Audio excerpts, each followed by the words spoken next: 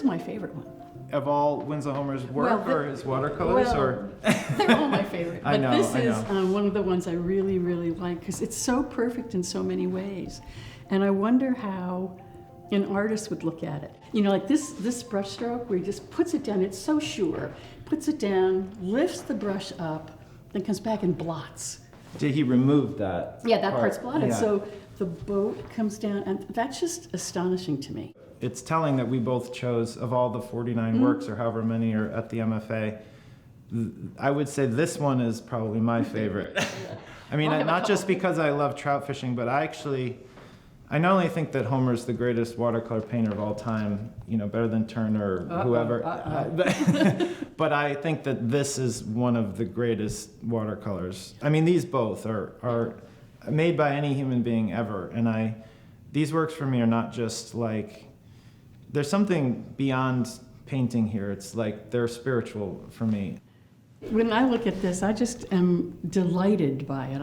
I can imagine being on the river. I can imagine these trout suddenly jump up, and you see how delighted Homer was to see this. You know, it's like, wow, this is really great, and come home and paint it this way. I mean, the lilies, like when you see the lily pads turned over, that usually means there's a breeze. You know, I can feel them flapping, and I can see the stems of the lily pads are undulating into the waves. But you know, these pictures are his late work. This is when he was at the height of his powers, and he was, 65 years old, and he'd been painting since he was in his 30s, and he just broke open with this new style of painting. And I think he understood intuitively or without thinking what each of the pigments could do. He'd been using this paper for 35 years. He knew what the paper could do. And he knew how to draw. And he had all those skills. And suddenly they just came together in this sort of flow where everything is working and I don't even have to think about it. These Adirondack works are a big part of why I think I wanted to be an artist or push my technique. This is a great one because the water, this kind of green water, you really have to get the light behind it and to see through it. The water has to be pretty warm. In Maine, the water gets so cold that there's not very much oxygen in it. Yeah. So as it warms up in the summertime, you get more of that green color, and it's really beautiful. Look, here's another long blue stroke. Like in your blue boat Yep, picture? like in the blue boat. Is that Prussian blue, you think? Yep. The brook trout in particular has features that make it really nice to paint. It's like a painting itself. Yep. I mean, that white rim along the edges of the fins are really wonderful. And then there's a black line next to it. I mean, that's really there in these fish, as you know. And the blue halos again with the red centers, and then the yellow dots. It really looks like it's shimmering.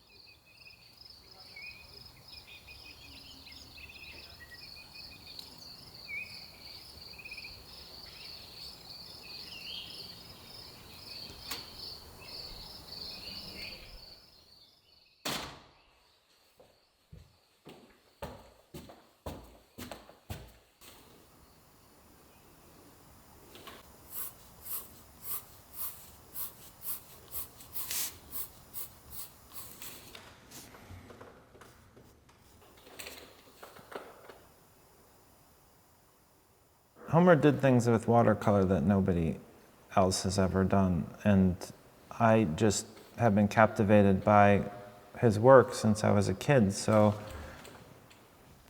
he probably painted 15 pictures that brook trout appear in. That's a guess. I imagine, because I can feel it in Homer's work, that like the trout wasn't separate from the landscape. It's just like it's all melting together, and you can feel the atmosphere. You can feel the air and the cool, dark woods in the background, and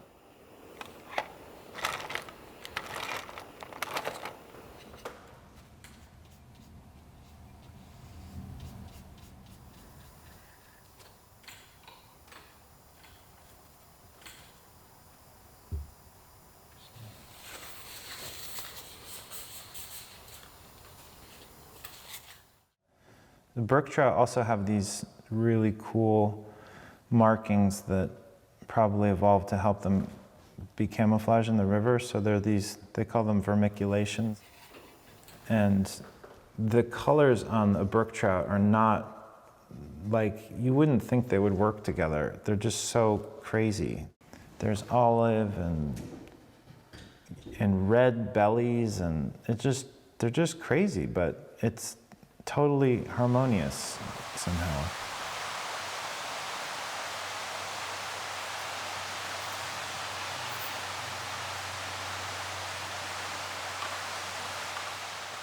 I feel like Homer was about as good of an observer of nature as you could get because he was a painter and a fisherman. The world is being reflected in the water, but also abstracted because the wind and the currents are altering the reflection in interesting ways.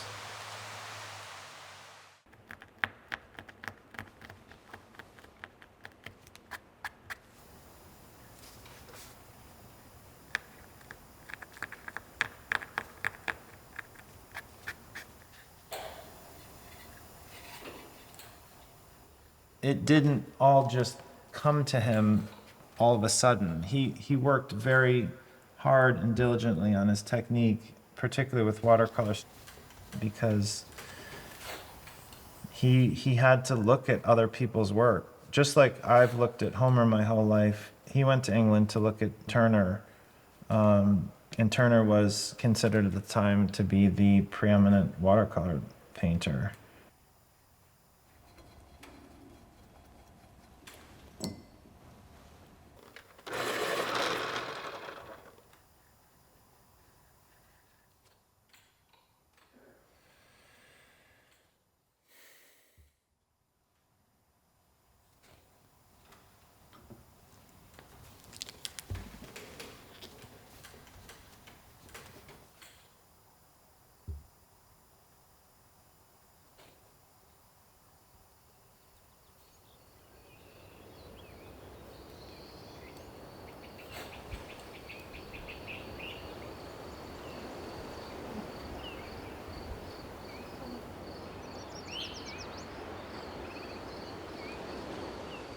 I've always wanted to go to Prout's Neck and see the inside and the outside of Homer's studio.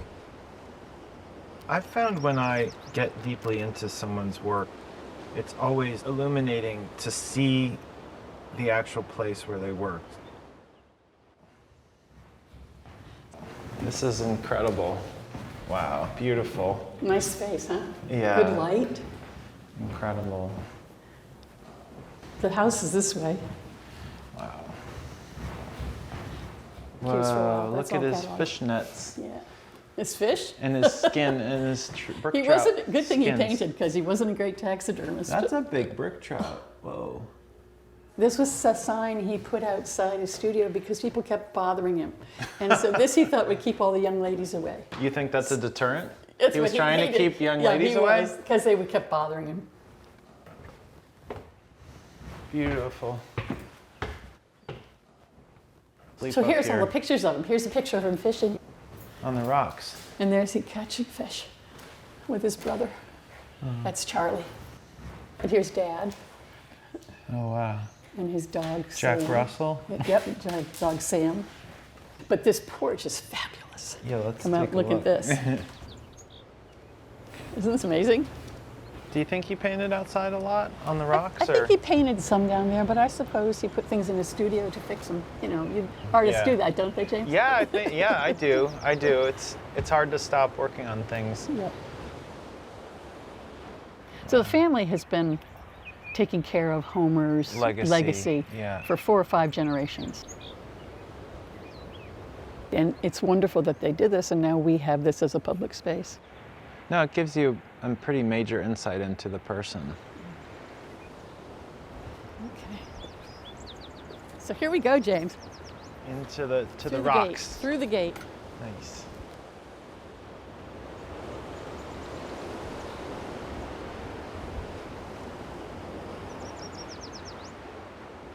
You can start to smell the sea. Yep.